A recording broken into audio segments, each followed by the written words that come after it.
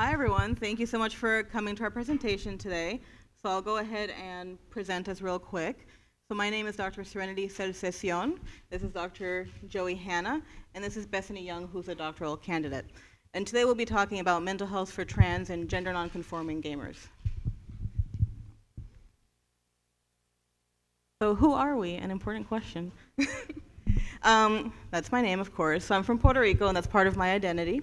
I'm a therapist, a gamer. I'm in a ton of different fandoms. Right now, probably Steven Universe, Adventure Time, ponies. Big ones. Yeah, thank you. Obviously, Zelda, as you can see. I'm not Linkle, though. I just want to make that clear. Just Link. So I'm glad some of you understood that. I do identify as queer. My pronouns are they and them. And for me, I think a value that I have as a clinician is I want clients and myself to just identify in a way that's congruent to them and validates them. So that's me. Thank you. Hey, my name is Joey Hanna. I'm a staff psychologist at the University of Texas, and big into gaming, have been for a long time, and identify as a gay man, cisgender. My pronouns are he, him, and thank you to GX for these tags on our name tags. That's great this year. But a big part of where I come from is I want us to be able to use what we're passionate about, the things that we find strength in, to help us along the way as we're taking care of ourselves, because sometimes the world around us is not going to take good care of us. But another big part that's really important to me is building allyship from within the community. We often try to look outside of our community for allyship, but we also have to be allies to each other.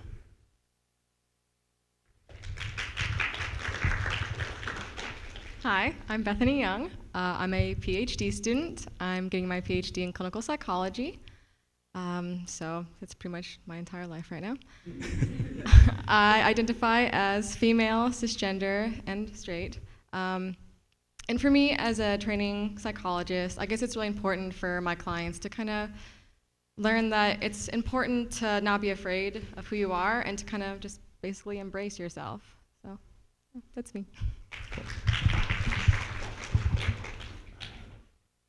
So here's just a quick snapshot of what we wanted to talk about today, so that you can get a chance to know a little bit about what's going on in the trans community. As I mentioned, that building allyship is also part of this.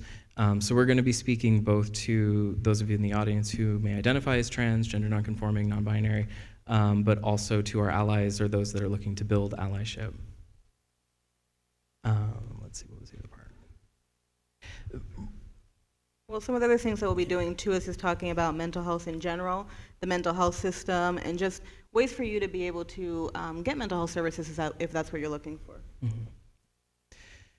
The other thing just to mention is there's a lot of really cool panels and other talks that are going on related to trans issues, so make sure to go there and support those folks as well. So we're kind of doing our thing here. We're focusing a lot on mental health and kind of touching on different issues that are going on in the gaming spaces. But if you want to get more in depth with those, make sure that you're going to some of these other panels and supporting them too.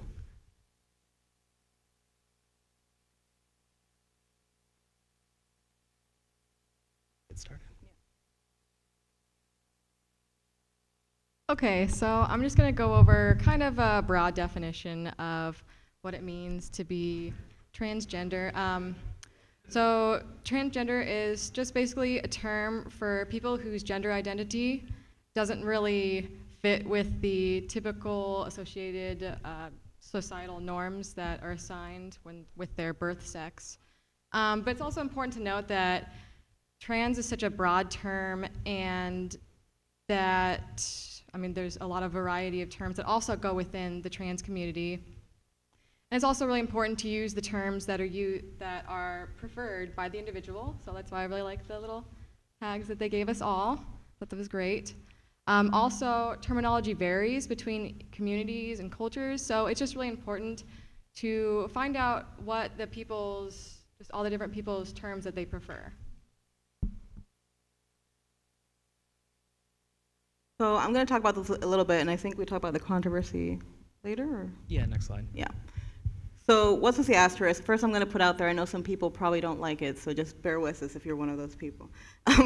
Where it came from originally is it was supposed to be a search term in academia. So for example, if you're looking for an article, or even on Google, you can do this, and you put an asterisk, it'll find anything that starts with that term and ends with something else. Makes sense?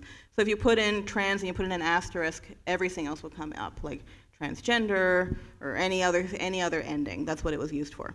So it was originally supposed to be more of like an umbrella term and more inclusive in the community, for anyone who was not in the gender binary, basically.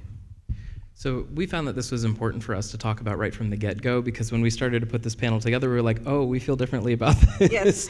And we realized that in different communities and in different areas across the country, we're finding that people feel differently about this asterisk. So some of you might be thinking the internet has spoken and we know how we feel about it, and some of you might think, but that's great, but my community, my local community feels differently.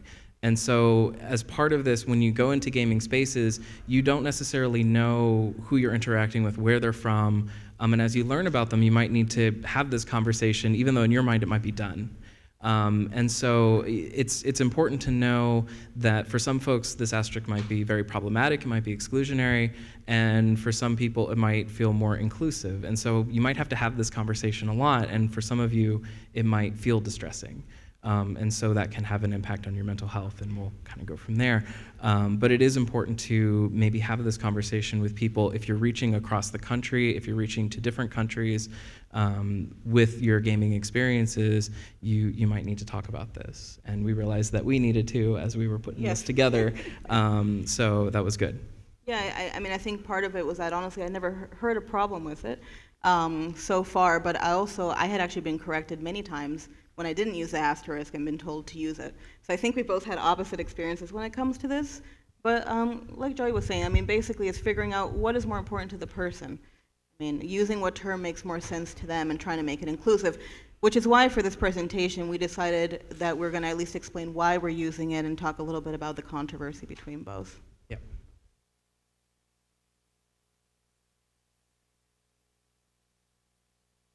I see everyone loves the Bowser, I can already tell.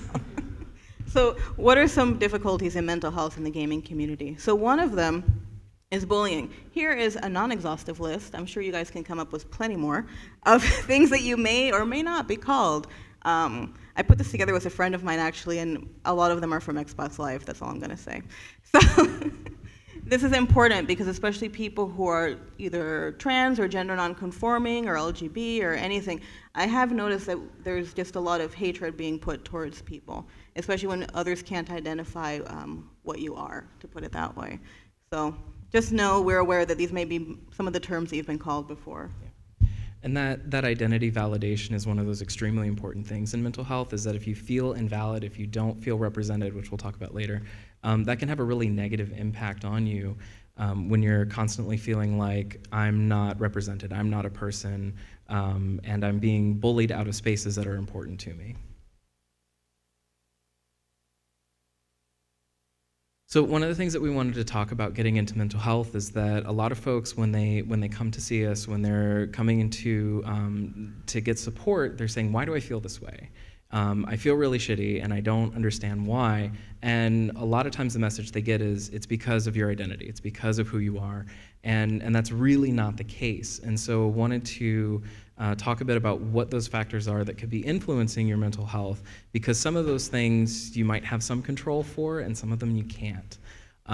So some of the external factors, these are things that are going on around you. A lot of them are related to what's called a minority stress model. And this is based on the idea that when you are part of a marginalized community, and if you have multiple layers of that in your life, depending on where your identities intersect, you have more and more stress. You have stress from broader communities, you have stress from within the community, and you can have all that stress build up into very, very intense ways. But one of the things that comes along with that external pressure is also a lack of representation, which that's one of those things you're probably going to hear about a lot throughout different panels over this weekend. So again, please make sure to go to those. But there's a lot of lack of support, a lot of lack of mentors.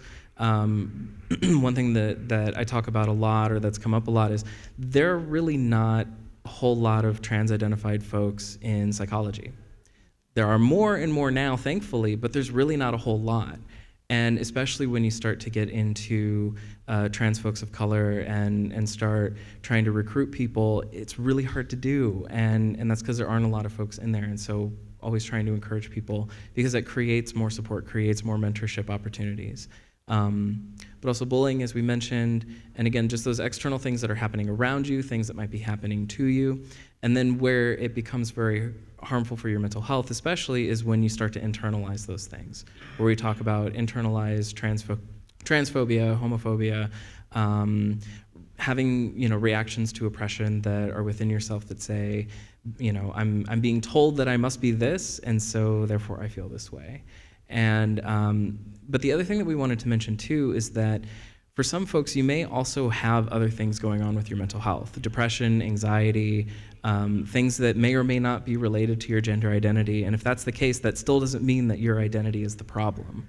And we'll talk a little bit about how that's come up a lot in psychology and in the field, but wanted to make it clear that you can have things that are going on with your mental health and your emotional health that may be just an internal factor that's separate from your identity. It might just be a chemical imbalance.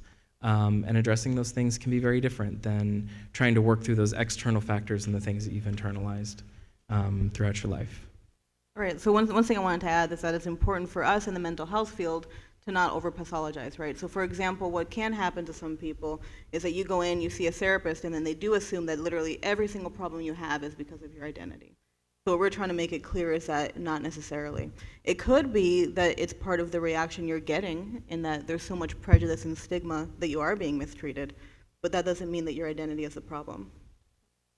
Yeah, and the hard part with mental health is we have this really stigmatized field, and so a lot of people have a hard time coming to work with mental health issues. Thankfully, that stigma is getting better, but until that changes, we're kind of having a hard time with that. Yes. Yeah.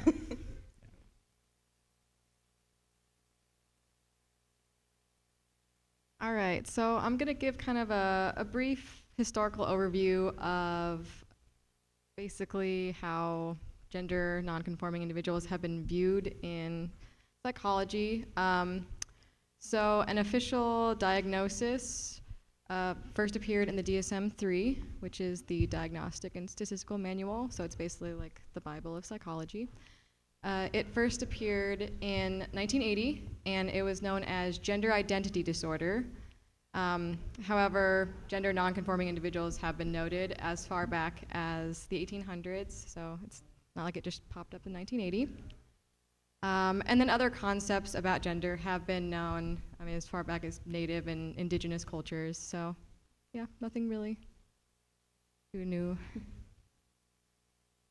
And the current state in the DSM-5 is currently known as gender dysphoria. And as you can imagine, there's a little bit of controversy over making basically gender identity issues as a mental disorder. So it was changed in the DSM-5 to become gender dysphoria because they tried to emphasize the idea that it's not your identity that is the disorder, rather than just how it doesn't fit within typical social norms. So they tried to change the DSM-5 a little bit to make it more, I guess, better for characterizing. Yeah, I think they were trying to make it more open, right? Yeah. And they did include a little bit about things for children as well. Mm-hmm. One thing about this that becomes really important is this is the language that if you go to work with somebody in mental health, this is the language that they're going to have, but also the history that's behind it, and the history alone can be pretty damaging.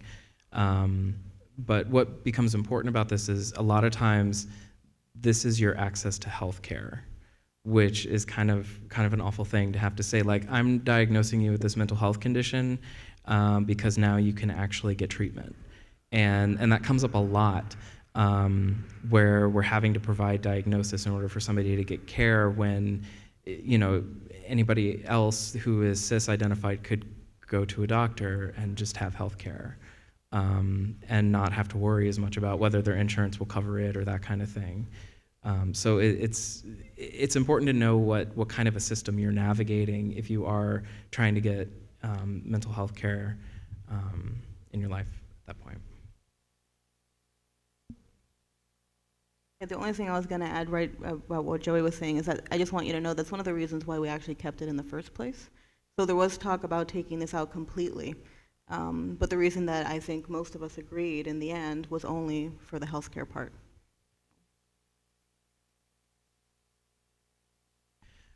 Okay, so talking about some of the issues that trans folks are facing in gaming, as we mentioned earlier, there's a huge problem with representation. And again, with representation, what people are getting the message is you're not important, you're not valid, and that has a huge impact on you. Not to mention bullying, threats, things that we've talked about before, major problems with transphobic remarks in chat. Have any of you played online games and seen this occur? Yeah. I see lots of angry nodding too, right? And what that says a lot is, again, you're not welcome here. You know, this is not a space for you. And if this is, like I was saying earlier, if this is your passion, if this is the thing that you love, and I'm guessing that's why most of you are here, then it's like you don't get access to it. And that can feel very unfair and very damaging, because for some of you, this might be the place where you can escape. This might be the place that can feel really good. And now you're having to interact with other people and they're treating you in this way. The other part is with constantly having to come out. Coming out, especially in online communities, can be constantly having to explain yourself, your identity, and that can get very tiresome. It can take up a lot of energy in your life. The one thing that I wanted to point out a lot too is with TeamSpeak.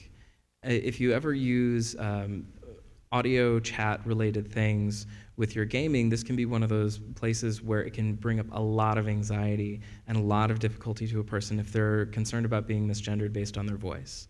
And I'm going to touch on this a little bit more later, but it does become a very important sticking point for folks when they're facing gaming, and what does that mean for their mental health when they're now having to face this anxiety every single time that they're wanting to play a game, something that they want to be enjoyable.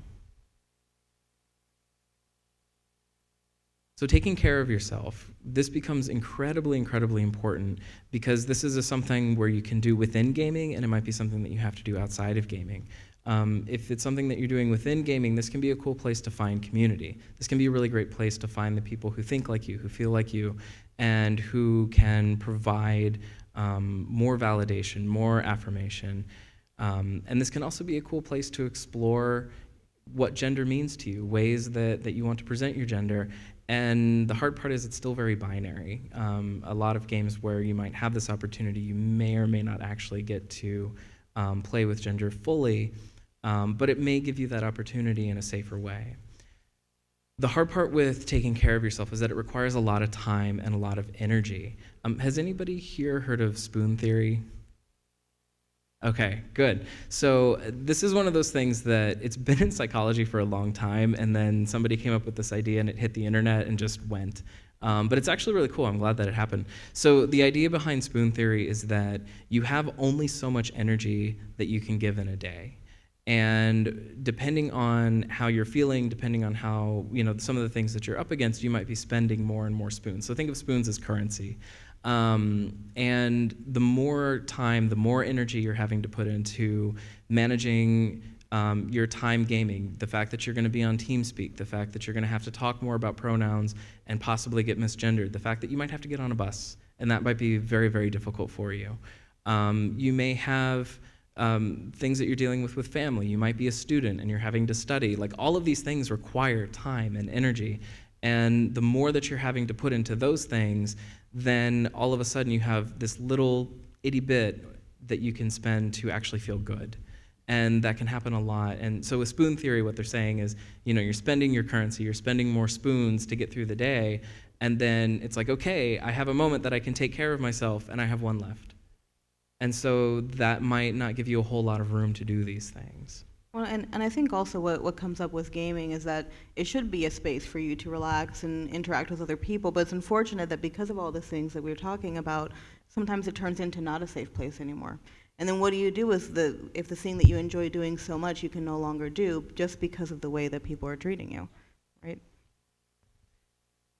One thing that I often tell people to consider is that you have two ways that you can take care of yourself. You have some ways that can be on a daily basis. It's maintenance. It's things that you do in a small scale that you can do to manage your emotional health, things that you enjoy doing, things that might only take a couple of minutes. You know, if you have a moment to just sit and be peaceful, or have a moment that you can do deep breathing exercises. Some people think they're cheesy, I think they work.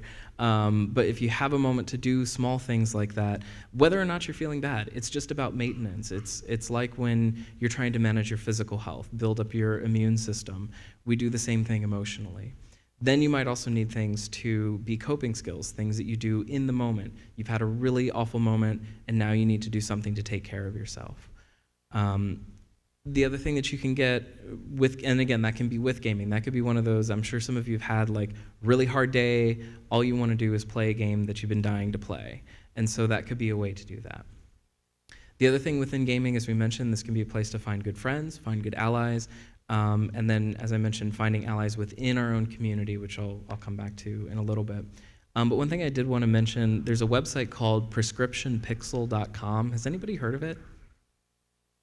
I only found out about it very recently, but they catalog a lot of video games that are specifically either about mental health or that are more related to relaxation, self-care, these kinds of things that we're talking about based on what it is that you're dealing with. So if you get a chance, check it out. Again, it's prescriptionpixel.com.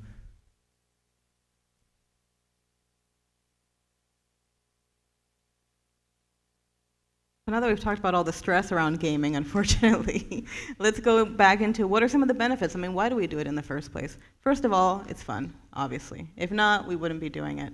And actually, it's interesting that people from the outside might not understand, as in non-gamers, but for gamers, I was reading some research about this, and interestingly enough, one of the reasons why it's fun is because people like competition, partly. People like to achieve something, or people like having friends, or working cooperatively. Like, it's more than just sitting in front of a TV and doing something, right? There's something behind that for us. Also, for people who are trans, or gender non-conforming, or gender queer, or whichever, games can let you express being another gender. I know for me, and I do identify as genderqueer, often I would be a gender that people would probably not expect in many of these games on purpose, because if I can't do that in real life, at least I can do it in this video game, right? And it's a way for you to test out, well, how does this feel for me? What does this mean? Also, you can find other people who have similar interests to you, or maybe even other people who identify similar to you. And I think the best one of all, of course, is coming to cool gaming conventions. You can come here, chill with a bunch of people, play new games, and meet people who are similar to you. So there are a lot of positive things behind gaming as well. So here's the problem. As we've already been talking about, there's basically little to no representation. Finding a trans or gender non-conforming character in a game is very, very difficult. There are a few, though. It's not that they don't exist. But even the few that exist, there is no ethnic or racial diversity pretty much across the board.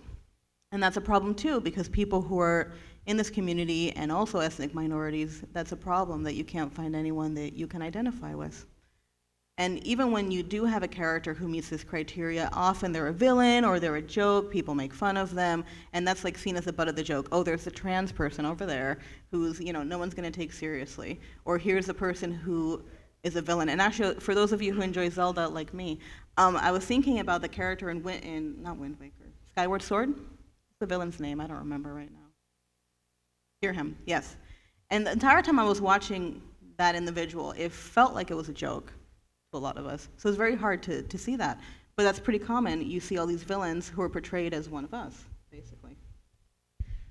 Yeah, and then that, of course, has a very significant effect on mental health. When, again, you're looking around and saying, okay, is this how the world sees me? And is this the life I'm going to be navigating just simply because I'm trying to be myself? Which is too bad, because if we had characters that were more of a positive representation, think of how much that would really change the community, and maybe even younger individuals who are just coming out to have something to look forward to, right? So here is a very small list. There was a few more, but not many more, sadly. Sorry, everyone. Of anyone who's trans or gender non-conforming. So there's Bridget from Guilty Gear. I can't pronounce this character's name, and I'm so sorry. Cremisius? I haven't played the game yet. Sorry, y'all. Crem? All right, fine. And I'm going to get to Erica last on purpose. There's also Vivian for Paper Mario, Flea from Chrono Trigger, who although is a villain, I love her, so I don't care. And then Birdo from Mario 2, although they're trying to change her gender back to a boy recently, if you all haven't seen. I was reading something about a more recent game that they were trying to change the gender back. Did you see that? No. Yeah, it's for, I don't know what game, but I was reading something that they were debating what to do. Either make Birdo a girl and no other thing, or make, anyway, yeah. So they're trying to retcon this, but I'm gonna ignore that for now too. And then Naoto from Persona 4. So the reason why I left Erica Anderson at the end is because both of us had this issue that when she came up, I had no idea that she was trans. Absolutely no idea. And I've played this game. And I have mixed feelings that I didn't know this character was trans, because on the one hand, I'm glad that she was represented just as any other character. On the other hand, I would have loved to know that she was trans and feel like there was any type of inclusivity. Yeah.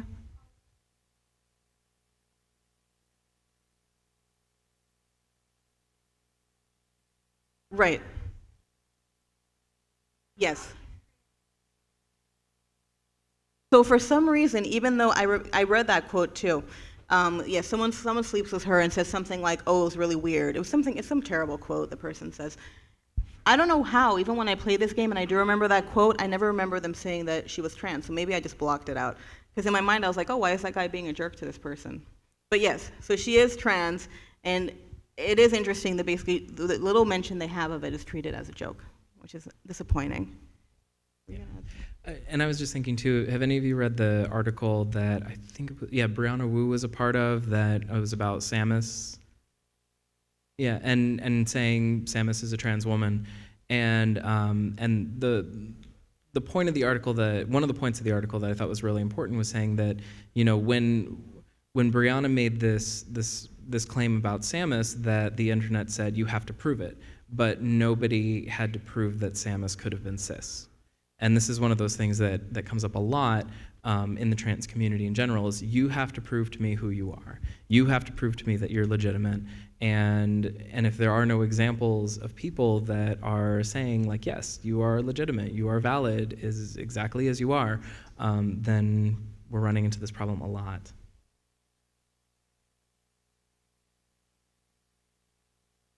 So I wanted to talk a little bit about being a good ally. And one of the things that that we see happen a lot are people making assumptions about what it is that communities need. And it's important to listen, to listen to what it is that the folks around you are saying. Even just starting this conversation about the asterisk, is one of those things that we had to listen to folks, we had to listen to each other, and we're suggesting that you listen to the people that you're engaging with. And also to be an advocate, don't be a silent ally. You may be thinking, well, I'm queer identified myself, so that means I'm here, I don't have to do anything. But you do, we all need to be responsible for taking care of each other, being advocates for each other, especially if you have more privilege or more power within the community, to use that to help others, but also know when to step back. Because there might be moments where it's not okay for you to fight that fight. You may not be wanted in that fight, in that moment, and that's okay. But have conversations about when to be a part of it and when to take a step back. But I also wanted to speak specifically to like guilds and clans, and when you're getting together with people. When you're putting a bunch of people together, people are going to come with different ideas, with different opinions, different experiences in life, and you need to have rules and moderation for your group. Moderation being one of the very, very key parts. You have to take action on things that happen. You can't just set up rules and say, oh, no transphobic slurs, and then just ignore them when you see them on Facebook or wherever it is that your group gets together. You really, really have to take a lot of action on that to create a safe space for people. You also have to be willing to accept feedback from people when you're hearing that from your community, and then provide feedback to the community that you are gaming with. So you really, really need to be very active in that process. The other thing that's important to consider is when you're getting a group together, have kind of a standard way of introducing yourselves. Include your name. It can be whatever name, whether it's your gamer tag, your name that you use, whether it's your character name, whatever it is that you want it to be, and pronouns. Have that be an opportunity to talk about pronouns and just make it a standard thing that everybody does. That's one of those things about just kind of evening the playing field for everybody. And that also makes it easier that when you're going into events that might involve voice, that talking about pronouns is just, it's just a thing you do. It's natural. It's just a part of conversation, so that when you get into a space where you're talking, you say, hi, my name is whatever, my pronouns are whatever, and that can just be a part of that conversation, so that nobody's being misgendered in a space that you're trying to create for people to feel safe. Because if any of you are part of some form of LGBT guild or clan that's out there, that's the idea. You found those people because you wanted a safe space. And then the last thing that I would suggest to you all is have time to celebrate people. Have time to celebrate different identities of the folks that are in your group, whether or not those people are a part of your group. They don't have to be just to celebrate folks. And one of the examples I think of, and where this image comes from, is from Guild Wars 2, where recently there was a trans-identified character that was entered as an NPC into the canon, and as part of a guild, one of the guilds that I'm in, that for a Pride event, we started there. We started our Pride, we had like a march around one of the cities. It was fun, I had fun. And when we had our parade around the city, we started there specifically and talked about why that was important. And so that's something that I would encourage you all to do and to ask for. If you're a part of one of these communities, that being able to celebrate, again, it's helpful, it's important, it brings people together and can create a more safe space. So now we're going into, let's say that you do have some mental health concerns, and keep in mind, this doesn't have to be something severe. It could be, but sometimes people just come to see a therapist to talk about relationship concerns or stress with family or at work. So just so you know, you don't have to have a major diagnosis to come in. But let's say that you want to find someone. Part of the issue is when you're in the LGBT community, and today we're talking mostly about trans and gender non-conforming, you have to find someone who actually has similar values, or at least some idea of what the community is. Because the issue is when you don't, then what happens is that you turn into teaching your therapist, which is pretty terrible. When the therapist asks you over and over again, well, what does that mean? Well, what do you want? And they misgender you all the time, and et cetera. And I can say that this is a huge deal. At least where I work right now, people get misgendered constantly. I mean, constantly. And I don't think they even realize, as other clinicians, how damaging it is to the individual, including even in notes that they're writing about the person. It's like, okay. So you need to figure out, okay, does this person actually understand at least something about the community? Do they have any cultural competency? Or so basically, do they have any idea of what it's like to be in the community? And when I talk about being culturally humble, it's more when a clinician is able to come to you and say, you know, I don't have a lot of information about the community, but I'm going to look into it, and I'm going to be open to your feedback. It's someone who can actually, when you say, hey, that's not my pronoun, and they say, oh, I'm sorry, and they start to actually use the correct one. So there is some possibility for that as well. And also, are they familiar with WPATH at all? I don't know if you want to add to this, but so WPATH is basically the standards of care that we have mostly for trans individuals. If they don't have any idea what this is, you probably want to go somewhere else. Run. I mean, it's really bad. This is the standard of care to the point that this is, you know, the book you saw earlier, the DSM. This is the equivalent if someone told you, in their therapist, if they told you, you know what, I don't actually know the DSM. This is the equivalent for me. If someone works with any trans individual and they don't know this, I'd be like, obviously you don't. And also because for people who maybe are looking into having any of the surgeries, top, bottom, all of that, or even getting hormones, this is the standard that we follow as well. So that's why they need to know this. And a lot of states have moved into an informed consent model, where if you go into a doctor's office and you say, this is a thing that I would like to do, and they say, great, sign here, you know, releasing all responsibility kind of thing. Many states aren't there yet. I'm coming from Texas, and Texas is Texas. And we're kind of in this weird middle ground where informed consent's not really a thing, but they're also not doing that gender identity disorder part that was, you know, way back in the day, not that long ago, I guess, was, you know, you had to be in therapy for a certain number of years, you had to present as your gender identity for a certain number of years and live fully, and all these really unnecessary things. And so like Texas is kind of in the middle. So knowing WPATH is very important because that's the only language a lot of medical providers have. And so if they're not on an informed consent model, WPATH is like, again, like we said, like the Bible for them to follow. And so I think regardless, it's good for a therapist to know. And it outlines mental health care. So if they don't know that, run. Right, because that means I would assume they had absolutely no training in this yet. Right. Which is what the concern is. Right, so when it comes to that, I would say even here in California it's a challenge, so just so you know, it's not just you all. Considering getting people to get a surgery here can be almost impossible, I have recently found out once again. So that's all I'll say on that topic. Well, so going back to access to mental health providers, just know that making appointments can be a challenge, especially depending on what type of insurance you have. And I won't go into that too deeply. I'll just say for those of you who are Medi-Cal, it's gonna be really tough for all of you. I work in a Medi-Cal facility, so. When it comes to that, it's figuring out also, does my insurance even cover therapy in the first place? And if it doesn't, can I at least get a sliding scale? And what is that? That means you're gonna charge me more based on what I'm making than what you should actually be getting per hour. Like the clinic that Bethany and I work at, this is a different clinic, we have a sliding scale, which is great because it actually goes down to $5, which is insane. And you can get quality care for only $5, I'm just saying. In Palo Alto, if you all wanna go. But, so besides that, is there anyone who either serves trans, non-binary, gender non-conforming people? Because finding that can be almost impossible. It's going to be much less likely, like Joey was saying earlier, to find someone who actually is in the community, unlikely. But you can find someone who at least has worked with the community before. And also, you know what, traditional therapy actually isn't for everyone. It could be that if you're struggling with something, there are other things in your life that really help you figure that out, and you don't need to come to see us at all. So just do what's best for you. But I added this really briefly because actually I present a lot to especially beginning clinicians about this, and some more experienced ones who don't really understand how to pass the test. But basically what it means is that on both sides, when you're meeting a therapist, you're both trying to test each other, actually. So it's figuring out, are we a good fit? Is this gonna work out for me? And it's important for you to do this with your therapist. So are they gonna ask you about pronouns at all? Are they even gonna use your correct pronouns? Do they assume what sexuality you are?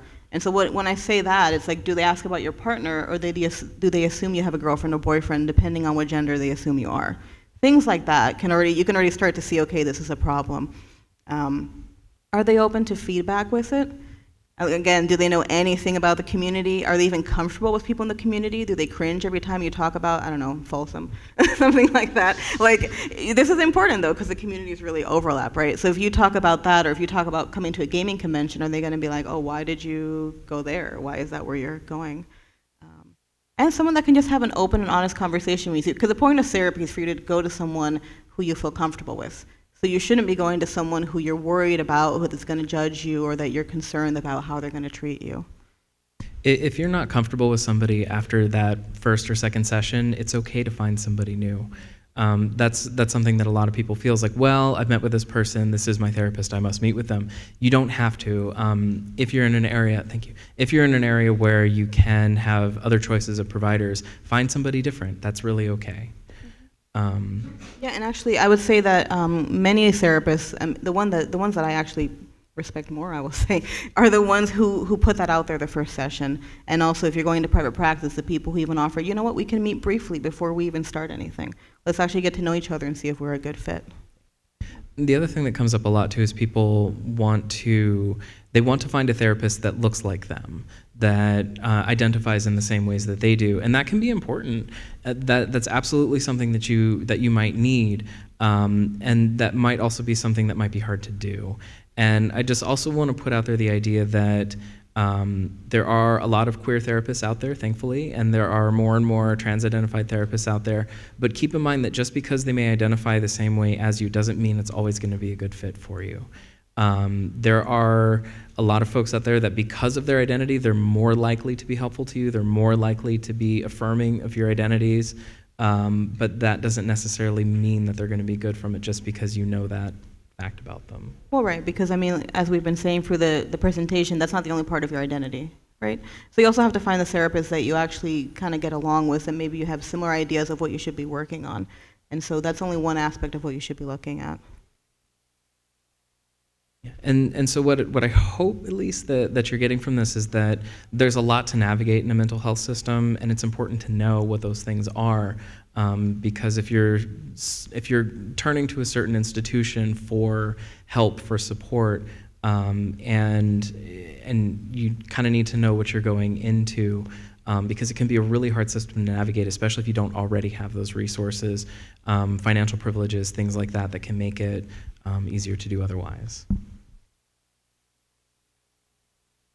So that's our presentation. We'll leave at least a little bit for any questions. Thank you so much.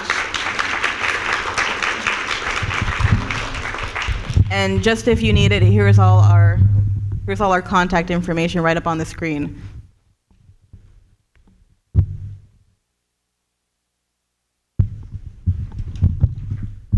Hi, if you're in the Sacramento area, hello? Okay, if you're in the Sacramento area, there is a place called the Gender Health Center, and they offer mental health services and transitioning services for those, for transgender individuals, sorry. And they have a sliding scale of payment, like based on your income, but they won't turn away someone for inability to pay.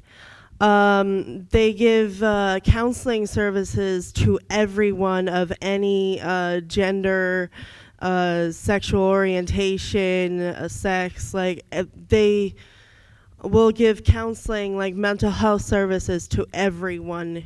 Well, and I think that's really helpful. There might be some people here who are a little bit further north, and I just want to add that UCSF has a similar program for any of you who are local. So in San Francisco, we have one as well. Thank you for sharing that.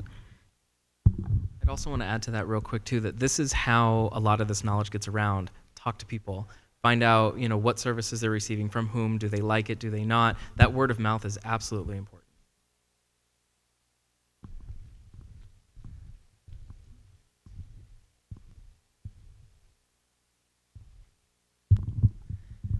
So two things. First off, as an employer, what would be the best ways to engage in those conversations, especially in regards to the healthcare and everything that you were just talking about?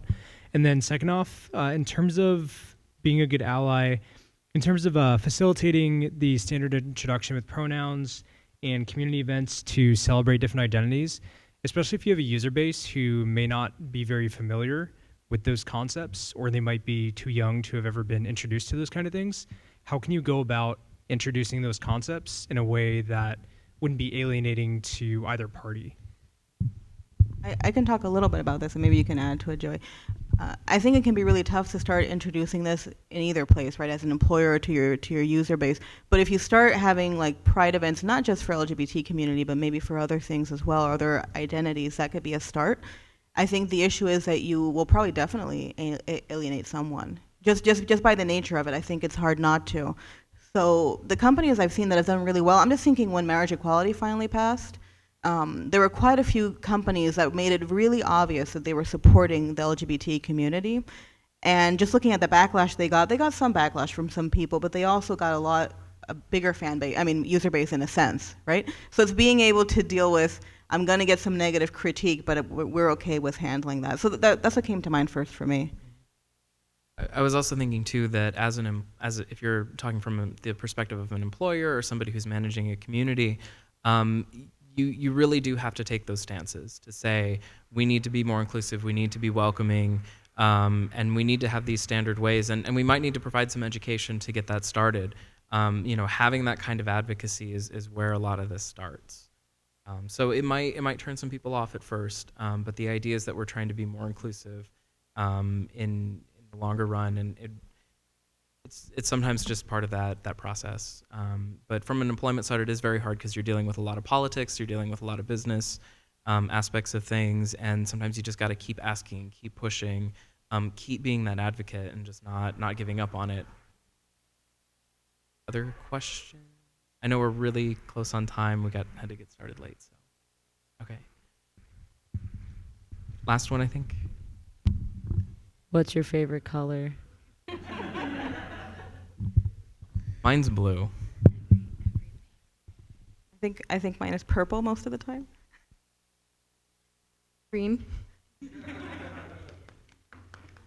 Thank you. We're absolutely available for questions. Email, whatever.